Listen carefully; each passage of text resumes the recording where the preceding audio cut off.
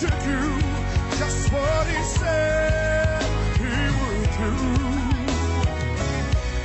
He's gonna fulfill every promise to you.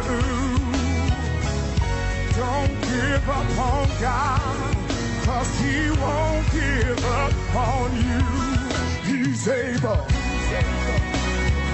How many believe it tonight? Amen. Je suis content, très heureux de vous voir.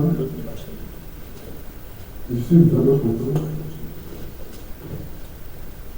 J'ai la joie en moi. Amen. La joie de Christ est en moi. Amen. Ça paraît un peu, pour les profanes, ça paraît un peu bizarre que quelqu'un qui a deux béquilles dise qu'il a la joie. Humainement, oui. Humainement, c'est inconcevable. C'est une folie.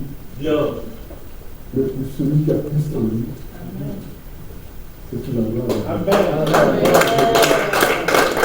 Alléluia. C'est là la parole de Dieu qui est dit dans Paul dit dans Colosse 1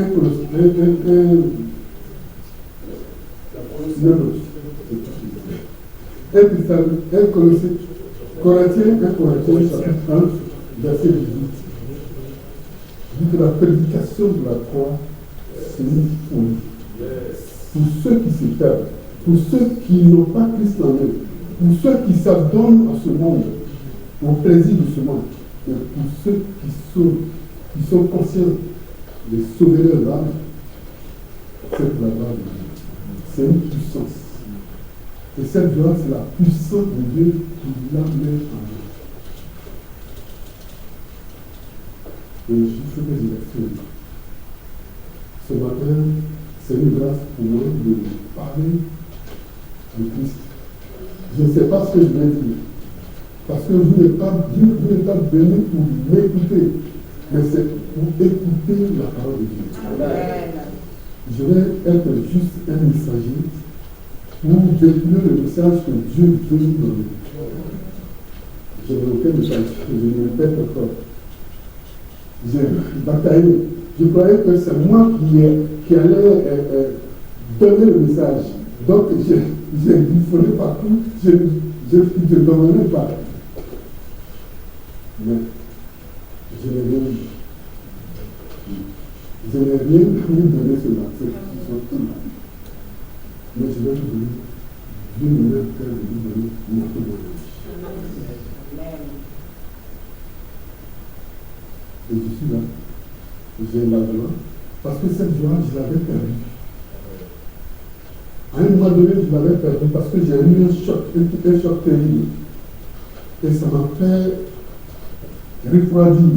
C'est pas que il ne peut pas, l'Esprit de Dieu ne peut pas, mais c'est un peu comme du feu. Ceux qui ont fait le village, on prend les tisons, on prend le bois et on fait le feu.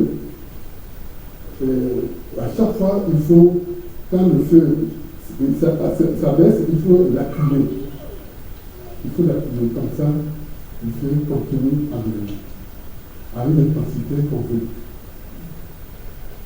Je l'avais éteint. Je l'avais éteint de par mon comportement. Parce que j'avais lâché la main de Dieu. Et j'ai écouté le criminel. Le criminel qui me soufflait des paroles dans les oreilles. Je l'ai écouté. C'est un assassin. Il ne fallait pas. Parce que quand on écoute, il nous envoie la froideur. Il faut écouter Christ. Il faut écouter la voix de Christ. Elle n'est pas violente, elle est douce. Il faut l'écouter. Aujourd'hui, si je suis là, je vous parle avec confiance. De la joie que je reçois dans ce corps. Je ne m'apitoie pas de ce que mes pieds sont en difficulté. Mais cette voix me dit, sois heureux. Amen. Aie la joie. Parce que au moins tu as les pieds, tu tiens sur les pieds. Pense à ce que j'ai fait par le passé dans ta vie. Tu es né dans un petit village. Mais tu as permis que tu arrives dans ce pays.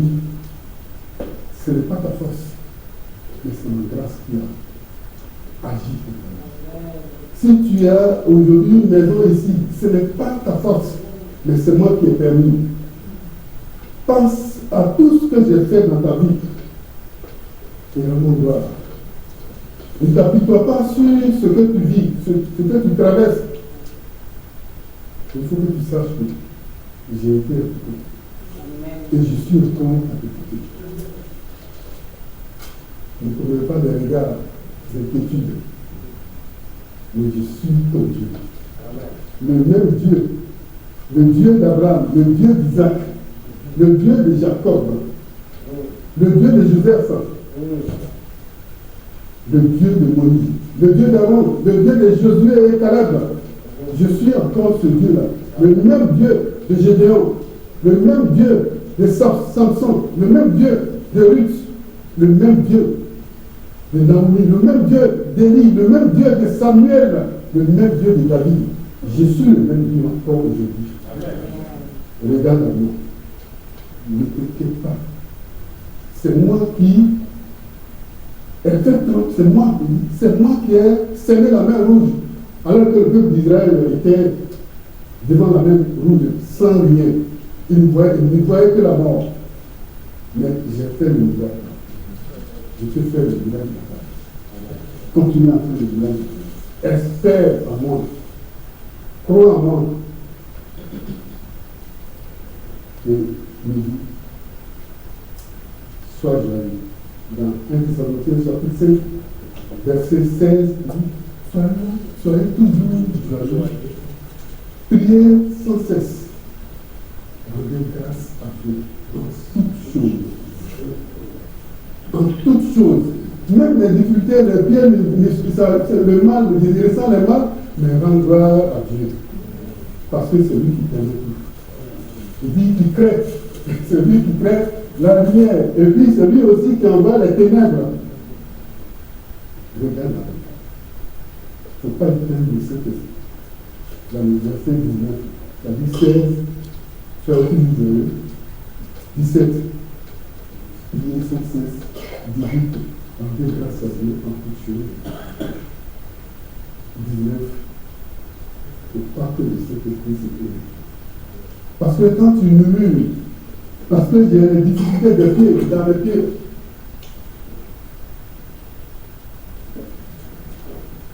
j'ai des difficultés dans les pieds, donc si je murmure, mais j'éteins le Saint-Esprit. J'éteins le Saint-Esprit. Alors qu'il me dit de ne pas éteindre le Saint-Esprit. Il faut que je sois toujours éveillé. Il faut que l'Esprit soit toujours activé par la parole de Dieu.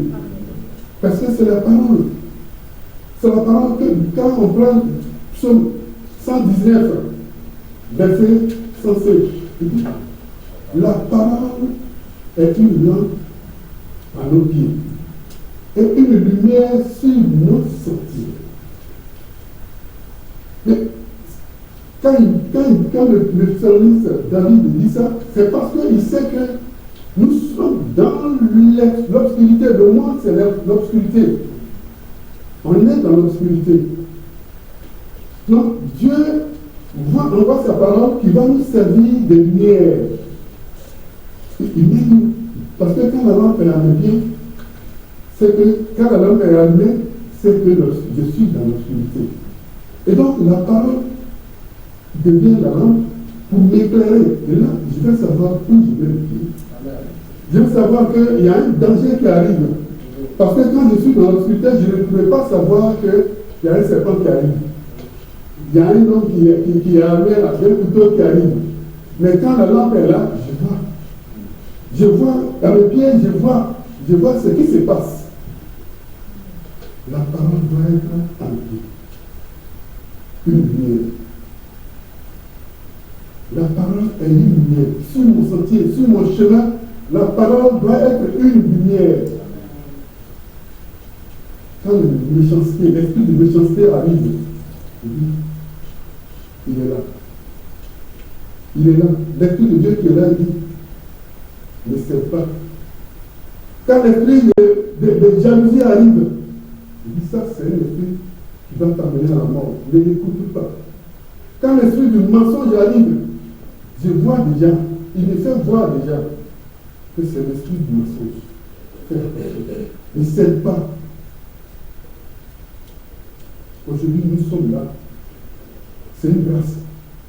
C'est une grâce de Dieu. Ce n'est pas par notre volonté que nous sommes là, mais c'est Dieu qui nous a ramenés à lui. Beaucoup de personnes, quand j'ai regardé tout de suite par la fenêtre, il y a des gens qui sont dehors. Ils sont en train d'entretenir leur jardin. Mais ils ne savent pas que ça va passer. La vie qui est encore là, qui leur permet de travailler, ça va passer. Le propriétaire va reprendre cette vie. Il nous l'a juste prêté. À un moment donné, il va la reprendre. Elle ne nous appartient pas. Quelquefois, on dit, non, il fait ma vie. Et cette vie ne t'appartient pas. Elle appartient à celui qui te l'a donnée. C'est lui qui la dirige. Le jour qu'il te l'a remise, il te l'a mis en toi, tu ne le sais même pas. Le petit enfant qui est là, qu'on vient de présenter à Dieu, lui, il ne sait pas quand il est né. Il ne sait pas. C'est quand il saura parler, on va lui dire, tu es né tel jour, à telle heure. Et il va s'enorgueillir, il va fêter son anniversaire. Mais en réalité, est-ce que le jour qu'il est né, est-ce qu'il le savait? Il ne sait pas. On lui a dit, de même, le jour que toi ou moi, je fais partie de ce monde, je ne sais pas. C'est lui qui a mis sa vie en moi, c'est celui-là qui va la reprendre quand il veut, comme il veut. Ça ne dépend pas de moi. Je fais des projets, mais c'est lui qui détient le pouvoir. Il peut mener cette vie, il peut permettre à ce qu'elle soit encore là. C'est lui seul qui décide.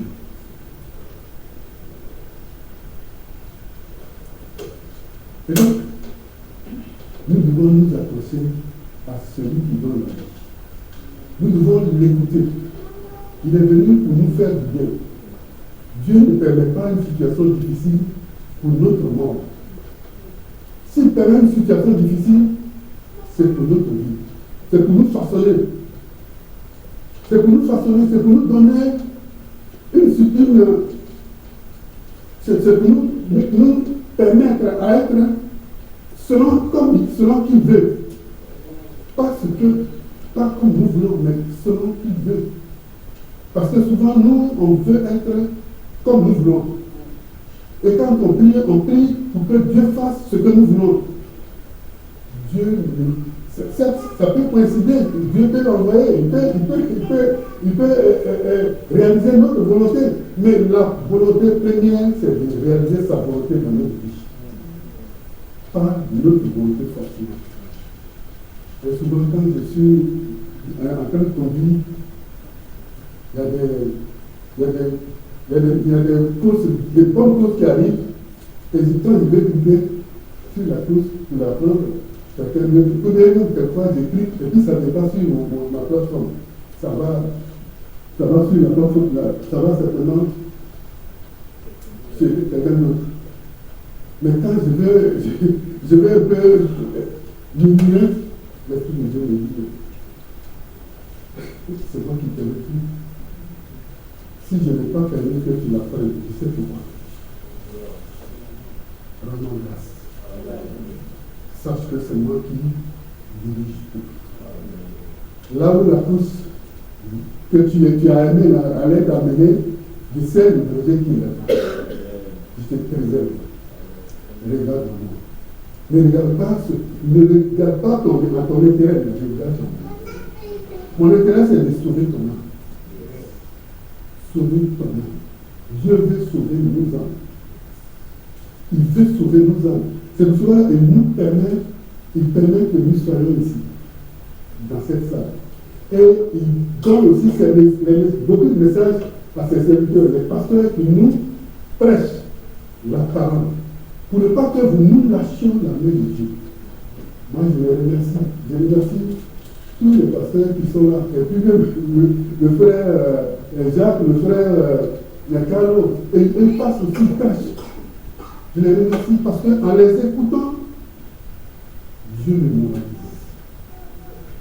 À travers la parole, Dieu me ramène là où j'étais. Il voulait que je sois. Et j'ai lâché sa main. Il me ramène. Il dit voilà, tu vois. Il me conscientise aujourd'hui. Il m'amène aujourd'hui à regarder à lui. Il m'amène aujourd'hui à avoir la volonté de le servir. C'était la froideur. Mais aujourd'hui, l'Esprit de Dieu me permet de me lever encore, de me lever la nuit. Yes. Ce n'est pas moi, mais c'est l'Esprit de Dieu, lève-toi. Lève-toi, prie. L'Esprit de Dieu m'emmène à passer des moments de jeûne. Parce que si on ne l'entretient pas, c'est pour notre mort. Il faut l'entretenir. Il faut être dans l'obéissance. Comme je vous ai dit dans Philippiens, chapitre 2, verset 12. Philippiens chapitre 2, à partir du verset 12 à 16.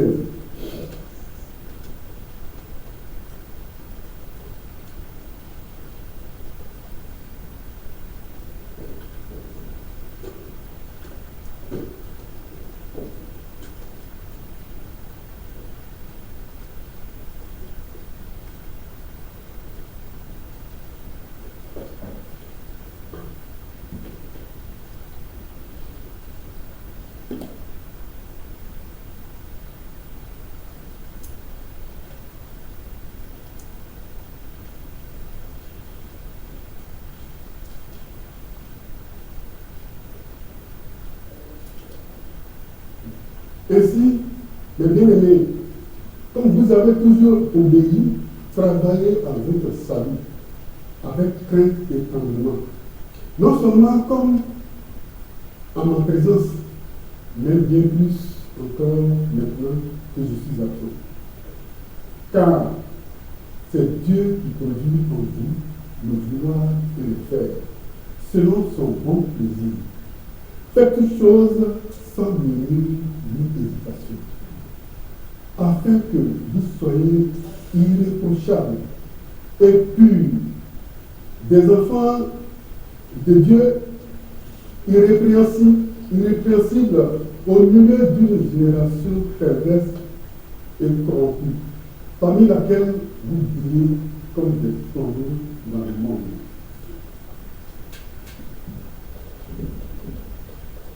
Portant la parole de vie, et je pourrais me glorifier au jour de Christ de n'avoir pas couru en vain, ni travaillé en vain. Amen. Paul nous exhorte. Il a écrit la lettre aux Philippiens, mais cette lettre nous concerne encore aujourd'hui. Il dit que nous travaillons en notre salut. Il dit, c'est pas la maîtrise seulement. C'est pas en étant à l'église seulement, en étant ici, qu'on doit travailler à notre salut. Non. On doit travailler, continuer à travailler à notre salut. Et où que nous soyons, à la maison, le pasteur n'a pas besoin de faire un programme, nous donner un programme de jeûne. Non, de jeûne de prière, non. L'Esprit de Dieu, si on est connecté à cette vérité, à cet Esprit de Dieu, il vient nous susciter, il vient nous pousser à prendre des moments de jeûne. Pour notre éducation, pour notre prospérité spirituelle. Parce que quand on est connecté à cette vérité, on a la vie, On a la joie en soi. On a la paix, on est équilibré, on n'est pas ébranlé devant une situation difficile. Parce que Christ est là. Il est à notre côté. Il est en nous.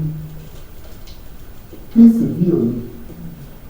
Et donc, si nous traversons des vallées, comme David le dit dans Psaume chapitre 23, l'Éternel est mon berger, je ne manquerai de rien.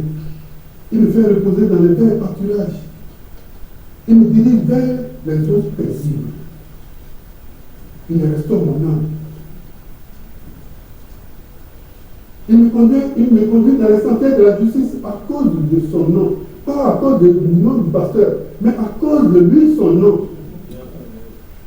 Que quand je marche dans la vallée de l'ombre de la mort, je ne crains pas. Quand les difficultés arrivent, l'Éternel qui est mon berger est là. Le berger est là, le berger ne peut pas permettre que sa brebis soit attaquée par un lion. Il est là. Quand le lion voit le berger, il sait que la brebis qui est là, il a bien envie de la dévorer, mais son berger est là. Il craint. Parce que le bâton qu'il a dans la main, ça va se faire. Il ne s'approche pas. L'Éternel qui est notre berger, il est là. Seulement, il faut que nous soyons dans l'obéissance. Moi, j'ai expérimenté la désobéissance, c'est pourquoi je ne parle de l'obéissance. Il faut avoir expérimenté, il faut avoir vécu une situation pour bien l'expliquer à celui qui n'est pas encore passé par cette situation. J'ai lâché de l'Éternel. J'ai vu là l'obscurité qui m'envahissait. Mais quand Christ est arrivé, à travers les prédications, à travers les enseignements, quand Christ, j'ai crié à lui, vous avez aussi prié, je vous remercie. Mais Dieu m'a fait du bien. Et je ne suis pas prêt à lâcher, parce que j'ai expérimenté l'obscurité dans laquelle j'étais. Et aujourd'hui, il me ramène dans la lumière. Il est en train de faire remettre cette lumière en moi. Je sens la différence, je vois la différence. Je vois la différence. Je vois ce que j'avais perdu. Je vois l'importance de ce que j'avais perdu. Je l'ai retrouvé. Et j'ai vu ma grâce. Il est mon Seigneur, mon Sauveur. Il est celui qui tient ma vie. Il est celui qui fait tout. Il dit, regarde, celui tu es dans une grande maison. Le pasteur dit, c'est lui seul qui doit chez moi. J'ai une grande maison. Est-ce que c'est moi qui l'ai hérité? Quand les gens viennent ici, j'ai une grande maison. C'est l'Éternel Dieu qui a parlé. C'est évident. Parce qu'il me dit à l'oreille, qu'est-ce qui t'appartient de tout qui n'a pas reçu? C'est moi qui t'ai tout donné. Le souvenir, c'est moi qui te le renouvelle. Si tu as une voiture aujourd'hui, c'est moi. C'est pas toi. C'est moi qui t'ai donné la voiture. Si tu as un travail, c'est moi qui t'ai donné le travail. Si tu crois que tu vois que tu es bien habillé, c'est moi qui t'habille. Si je ne te donne pas du travail, comment tu peux t'habiller? C'est moi qui suis à la base de tout. Christ est à la base de tout. Amen. Il est à la base de tout. Amen. Il veut nous faire du bien, rien que du bien. Il veut simplement qu'on se tourne vers lui. Qu'on sache que c'est lui. Celui qui est le socle de notre vie.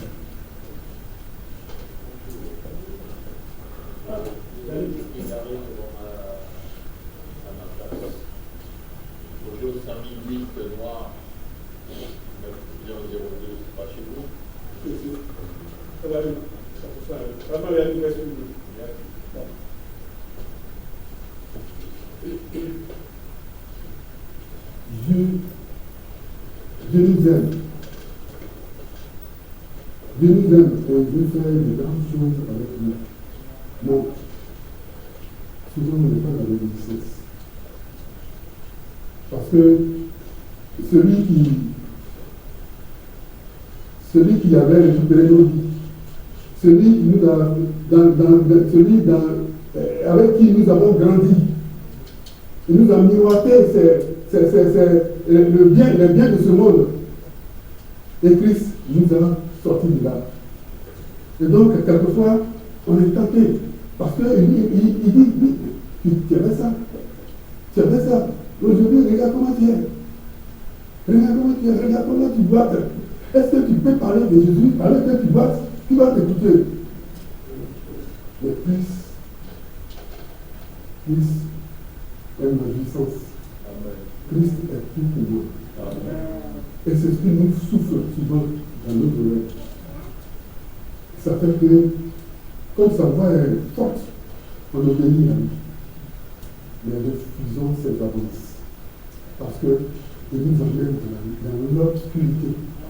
Et nous, il est là pour nous détruire, pas pour nous restaurer, pas pour nous donner la paix, pas pour nous sauver. Et c'est Christ qui a la paix. Lui, salut. C'est vers lui qu'on doit se tourner. Et sans lui, nous pouvons nous faire. Amen. Amen. Travaillons en notre salut. C'est très important. Travaillons en notre salut, c'est-à-dire prenons du temps. Après l'église, quand on arrive chez nous, prenons du temps. Donnez-nous, il faut qu'on se donne. Je fais partie du groupe parce que je ne le récite pas. Il faut qu'on se donne du temps. Un temps, on passe les temps libres. Je dis, voilà, à quelle heure je dois prier chez moi. À quelle heure je dois lire la Bible, je dois méditer. Même si je ne comprends pas, mais je dois appeler le Saint-Esprit. Parce que c'est poussé par l'Esprit de Dieu que la Bible a été écrite. Donc pour la comprendre, il faut inviter le Saint-Esprit pour qu'il nous amène à comprendre la profondeur de ces messages qui sont dans la Bible. Ce n'est pas seulement les pasteurs qui sont censés expliquer la Bible. Nous, tout le monde. Tout le monde. Tout le monde. Il a même dit dans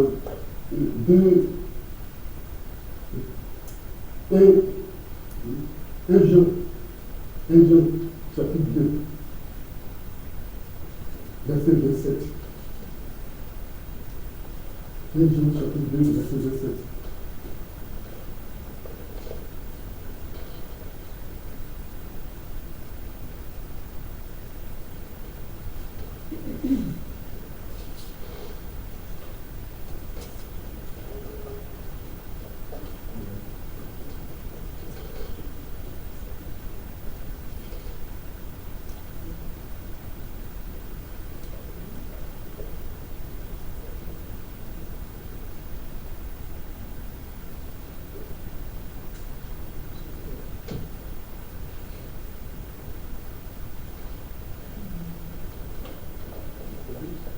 Oui, ça arrive.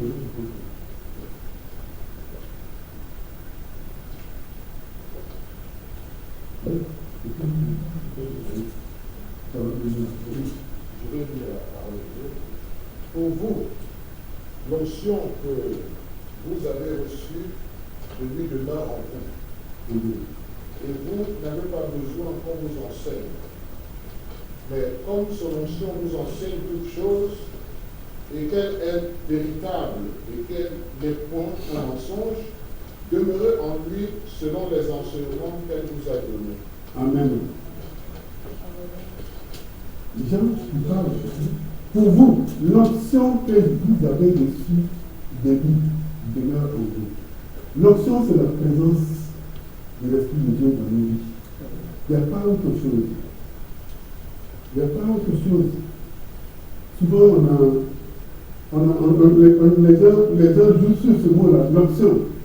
Mais quand j'ai parcouru la Bible, l'onction a été utilisée dans ce chapitre, dans le chapitre de 1 Jean 2, que l'onction a été utilisée. Deux fois le mot onction. Je ne sais pas si les pasteurs qui sont. C'est deux fois le mot onction. Mais aujourd'hui, dans nos églises, dans beaucoup d'églises, l'onction, c'est comme autre chose. L'onction, c'est la présence de l'Esprit de Dieu sur ta vie, sur ma vie. C'est ça l'onction. Donc, tu as lu le passage?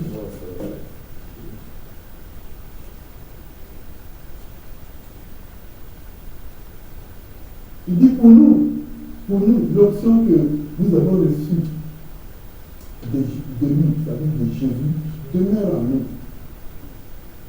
L'onction, le Saint-Esprit que nous avons reçu de Jésus, demeure en nous.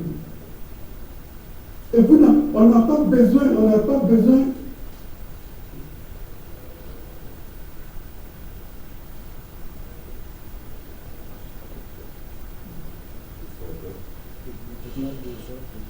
Il faut le mettre en petit,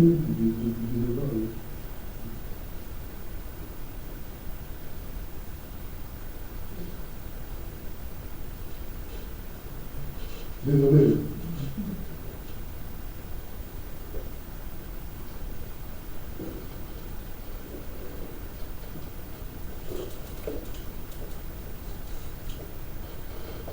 Mais pour nous, l'option que nous avons reçue de Jésus demeure en nous. Nous n'avons pas besoin qu'on nous enseigne. On n'a pas besoin. C'est les gens qui parlent, les gens qui ont été disciples de Jésus-Christ. C'est lui qui écrit. On n'a pas besoin qu'on nous enseigne. Mais l'onction qu'on a reçue va nous enseigner aussi. Les pasteurs, oui, c'est vrai, on a besoin d'enseignement, mais quand on est chez soi, on est à la maison, quand on prend la Bible, le Saint-Esprit, on le dit, il va nous expliquer la profondeur de la parole. Et quand on lit la parole, avec le sceau de l'Esprit de Dieu, avec la présence de l'Esprit de Dieu, c'est la joie qu'on ressent au soi. C'est la joie, on ressent la paix. On comprend qu'on a la victoire. On comprend qu'on est dans un autre, on est sur une autre image. Souvent, moi, quand je suis là, je lis tout seul. Je lis tout seul. Je l'âme coule.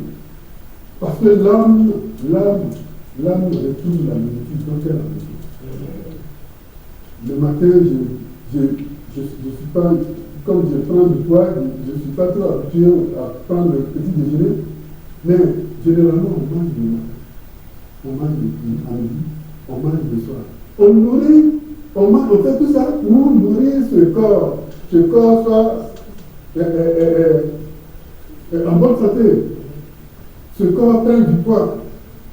Mais qu'est-ce qu'on fait pour l'âme? L'âme, on fait pas pour l'âme. Parce que quand le même Jean a écrit dans 3 Jean, verset 2, il a dit à Gaius, que tu prospères à tous égards, qu'on prospère le temps de ton âme. Ça veut dire quoi? Ça veut dire que l'âme, la prospérité du corps dépend de l'âme.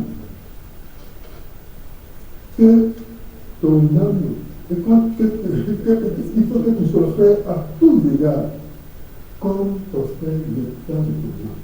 Il a vu que Gaius, c'était quelqu'un qui avait reçu l'Esprit de Dieu. Et Gaius, il obéissait à la parole de Dieu. Gaius il rendait beaucoup de services. Gaius était prêt à faire l'œuvre de Dieu, à soutenir l'œuvre de Dieu. Donc, Jean voyait déjà que Gaius, il avait la prospérité spirituelle. Donc, il lui donne maintenant une autre bénédiction. Il faut que ton corps, il faut que tu prospères aussi à tous égards. Il faut que le travail que tu fais et qui te permet à soutenir l'œuvre de Dieu, là, il faut que Dieu augmente encore des moyens. Il faut que Dieu te donne encore des moyens. Il faut que Dieu te donne encore la santé pour aller faire ce travail-là. Parce que en sortant de ce travail, avec le fruit du travail, tu vas soutenir, tu vas continuer à soutenir Dieu. L'âme doit prospérer. Et tant chez nous, travaillons à notre salut, en méditant la parole, en prenant des moments de jeûne. C'est très important. En priant. On n'a pas besoin de. Quand Paul dit à Thessaloniciens, dans le chapitre 5, verset 16 et 17, quand il dit priez sans cesse, c'est pas qu'il faut être d'abord dans un coin à la maison, dans un coin pour prier, non. Je suis dans la voiture, je dis Seigneur, merci. Merci pour tout ce que tu es en train de faire. Voilà. Tu me connectes à cette vérité, à cette réalité dont mon âme a besoin. Ta parole. La prière. Tu as dit à Jean, tu as dit à Paul, et Paul nous a transmis de prier sans cesse. Je suis dans la voiture, mais je veux te rendre gloire. Merci pour ce boulot que tu m'as donné. Merci pour ce que tu es en train de faire dans ma vie. Merci pour les clients que tu m'amènes. Seigneur, merci pour le travail. Malgré les difficultés des pieds, mais tu es au contrôle. Je te rends gloire. Merci pour tout ce que tu es en train de faire. Et maintenant, en ce moment, quand tu es dans la prière, la joie, tu es dans la joie, parce que c'est quand on est dans la joie de Dieu que la prière arrive. Tu n'as pas, c'est pas toi qui calcules. Tu es connecté à la vérité, à la source de la joie.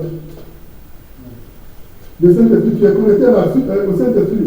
Donc le Saint-Esprit t'amène à être dans la joie. Ton corps c'est dans la joie. Et donc, quand chaque joie vient, parce qu'elle est très différente de la joie de ce qu'on t'a donné l'argent, ou bien on m'a fait ceci. Non. Elle est naturelle. Elle est naturelle, spirituelle. Et donc, quand elle est là, elle est remplie tout le corps. Et donc, à ce moment-là, tu bénis le Seigneur. Tu pries. Et puis maintenant, même s'il y avait une difficulté qui arrivait, le Seigneur a et il suffit une difficulté, au lieu que tu tombes dans le piège de l'ennemi, parce que quand on a la joie et quand on est dans la prière, l'ennemi permet toujours des difficultés pour nous sortir de la présence de Dieu. Mais quand on dit Seigneur, merci, malgré les difficultés, je sais que tu es là. Je te rends grâce. Je te rends grâce. Je sais que tu n'es pas été. La joie continue. Demeurons dans cette optique. Il est le seul qui peut nous faire du bien. Celui qui est le criminel qui est à côté, il nous fait des propositions. Mais c'est pour notre mort. C'est pour nous tuer. C'est pas pour nous mettre dans la joie. Lui, il n'aime pas la joie. Parce que quand il nous voit dans la joie, il est outré. Il n'est pas content de nous attendre.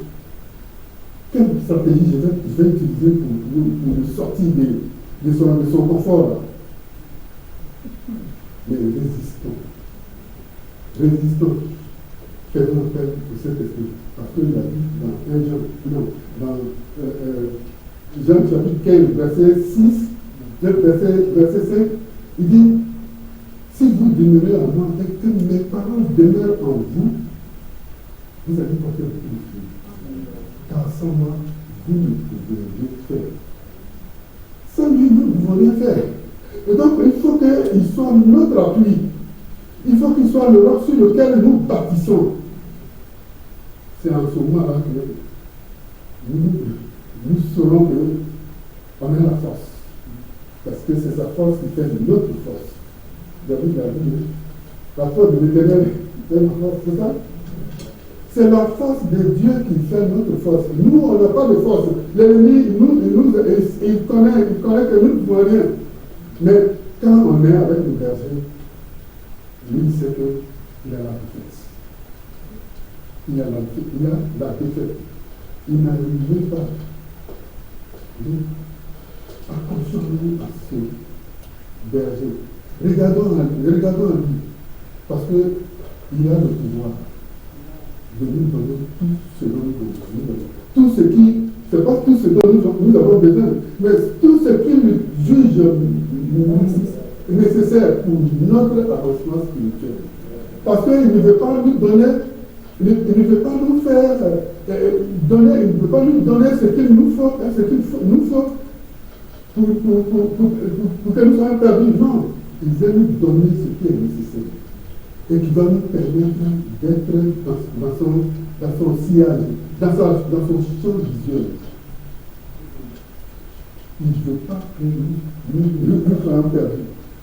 Non, Dieu a donné son Fils pour mon amour, l'amour qu'il éprouve à mon égard. Il lui a donné ce Fils. Moi, de quoi je ne peux pas.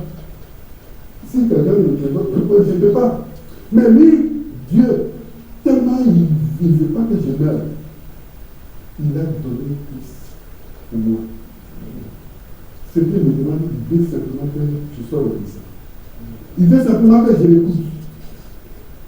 Je l'écoute. Il veut simplement que j'écoute. J'obéis. Sans réfléchir. Parce que quand cette voix vient et puis il te dit non, celui qui t'a insulté, ne lui répond pas. Ce n'est pas le diable qui parle, c'est Dieu qui parle. Dieu qui parle. Et lui ne lui répond pas. Cette parole qui est sortie là, elle est placée. Ne dis rien. Garde le silence. Laisse-moi agir. Et le diable est facile. Parce qu'il te pousse à sortir de l'emprise de Dieu pour aller être sous son emprise, mais tu résistes. Tu résistes. Tu ne l'écoutes pas. Il est facile. Il lâche et se nomme. Et pour nous, il est judicieux que nous nous associons à ce Jésus qui a donné sa vie pour nous. Il veut nous faire du bien. Il veut nous amener à nous connaître. Parce que c'est la parole nous amène à... C'est comme un miroir. Un miroir dans Jacques chapitre 1, verset 19 à verset. Jacques chapitre 1, verset 19 à verset.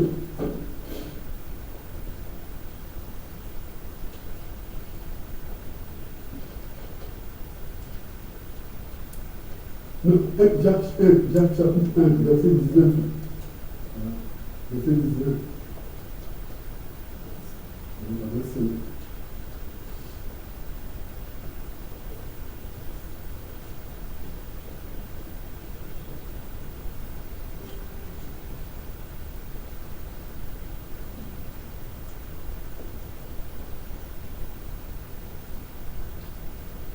Sachez-le, mes frères, bien-aimés, ainsi que tout homme soit prompt à écouter.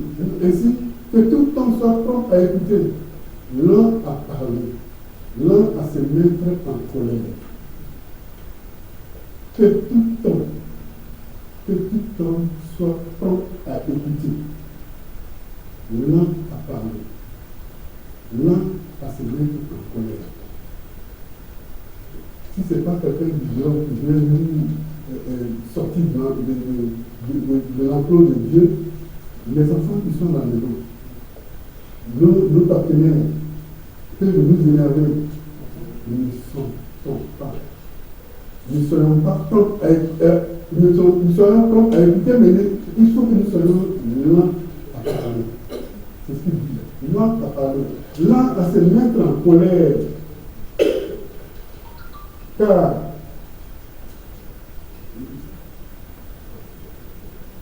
la colère de l'homme n'accomplit pas la justice de Dieu. La colère de l'homme nous découle de la justice de Dieu. On continue.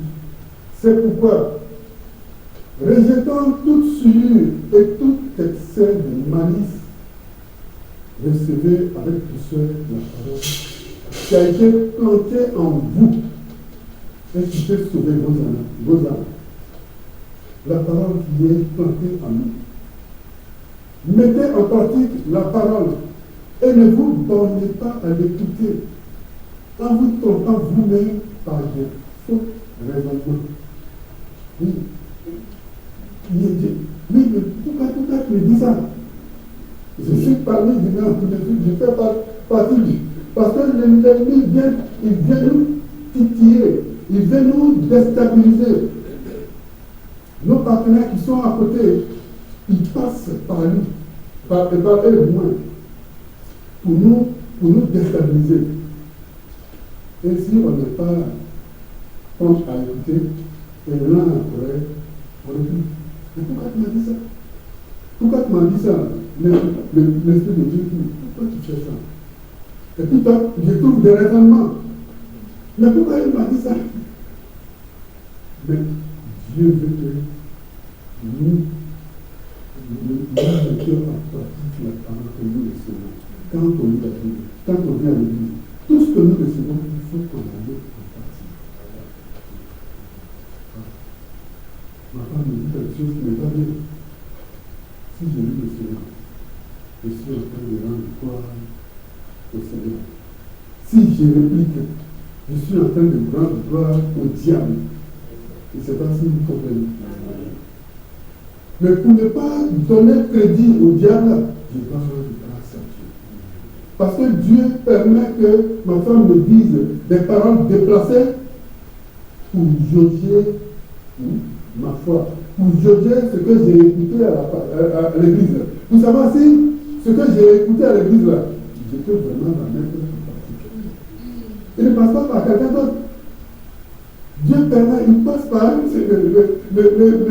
dangereux, le criminel. Mais si on est connecté à la vérité, si le Saint-Esprit est là, le Saint-Esprit est mis dans la vérité, tu ne peux pas faire ça. Tu es un enfant de Dieu. La parole doit t'affranchir. La parole doit être le socle sur lequel tu bâtis ta vie. Amen. Et continue, ça continue le verset 1. Car si quelqu'un écoute la parole et ne la met pas en pratique, il ressemble à un homme qui regarde dans un miroir son visage naturel et qui, après s'être regardé, s'en va et oublie aussitôt quel il était. Mais celui qui aura plongé les regards dans la loi parfaite, la loi de la liberté que Christ nous donne aujourd'hui, et qui aura persévéré, n'étant pas un auditeur oublieux, mais se mettant en l'œuvre, celui-là sera heureux dans son activité. Celui-là sera heureux dans son activité. Il faut que nous accrochions à la parole. Parce que c'est comme un miroir. Ça fait le miroir, actuellement, je sais qu'il y a la sueur je sens la sueur sur ma figure. Mais si je prends le miroir, je vais savoir où ça se trouve, je vais le nettoyer. Oui, je vais le nettoyer. Et je vais, même s'il y avait des crottes-miettes, vous m'excusez, des crottes-miettes, je vais savoir tout de suite. La parole nous reflète nous-mêmes. Parce que nous sommes créés à l'image de la parole. Donc quand on prend la parole, ça nous reflète notre image. Ça nous reflète ce que nous sommes. Et si, comme on voit qu'il y a des défauts, quand tu vois qu'il y a des défauts, non, c'est pas comme ça, je suis libre. Tu enlèves les défauts. Ça nous permet de nous corriger. La parole de Dieu. Accrochez-nous à cette parole de Dieu. Je rends grâce à Dieu parce que j'avais perdu le feeling. Mais je remercie les pasteurs, le pasteur Didier, tous les pasteurs, parce qu'ils m'ont soutenu. Il dit, Didier me disait hier, parce qu'il s'appelle, la semaine dernière, dit, le pasteur Didier dit, dis-moi c'est toi. Je dis non. Il dit non, un peu, il parle. Je dis non, je vais te dire. Il dit non, de gros, c'est pas je te dirai, mais c'est toi qui vas être là. Je dis non, mais j'ai compris. Et il vient, il me disait, le pasteur, je vais vous dire, si tu ne le pousses pas là, il ne va jamais être prêt. Allez, va. Mais je rends grâce à Dieu pour ce que Dieu est en train de faire. Est-ce que Dieu veut continuer à faire dans ma vie? Je ne veux pas être criminel. Je ne veux pas être criminel. Parce que Dieu a mis un talent. Dieu m'a dit que je suis son serviteur. Et si je cache ce talent-là, et je ne le fructifie pas, c'est pas bien. On a un exemple dans la Bible. On va me l'arranger. Et puis le donner à quelqu'un, à dire à chacun des pasteurs. Oh, ce talent, je l'ai besoin pour vous sauver mon âme. Et puis au travers de moi, Dieu va sauver aussi les âmes, beaucoup d'âmes. Amen. Amen. Amen. Alors, merci à l'Église, à toute l'Église, parce que c'est Dieu qui vous a mis à l'Église, qui a permis que je sois à vos côtés. Pour que, au travers de vous, je reçois le feu qui était en train de s'éteindre, c'est rallume pour la gloire de Dieu. Soyons bénis.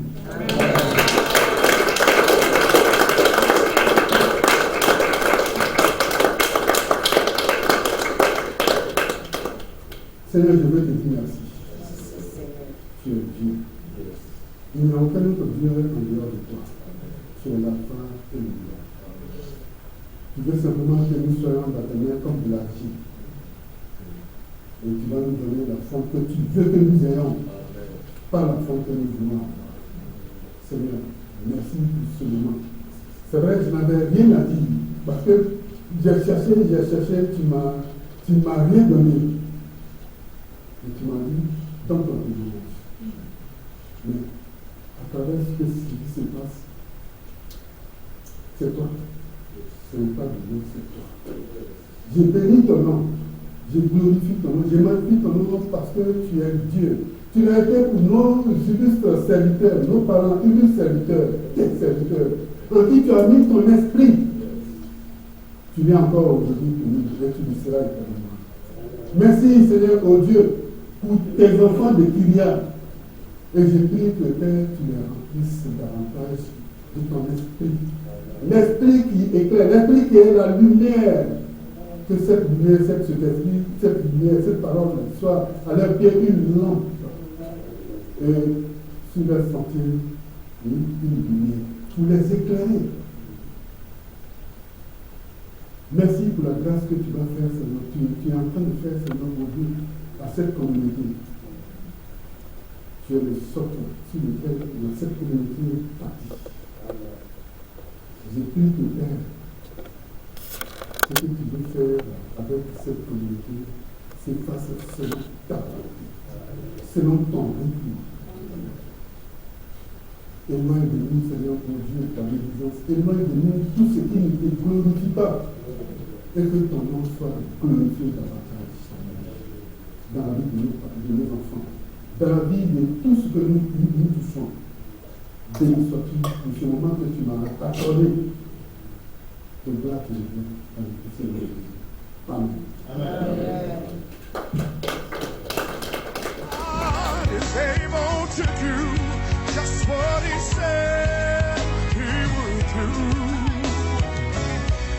He's gonna fulfill every promise to you.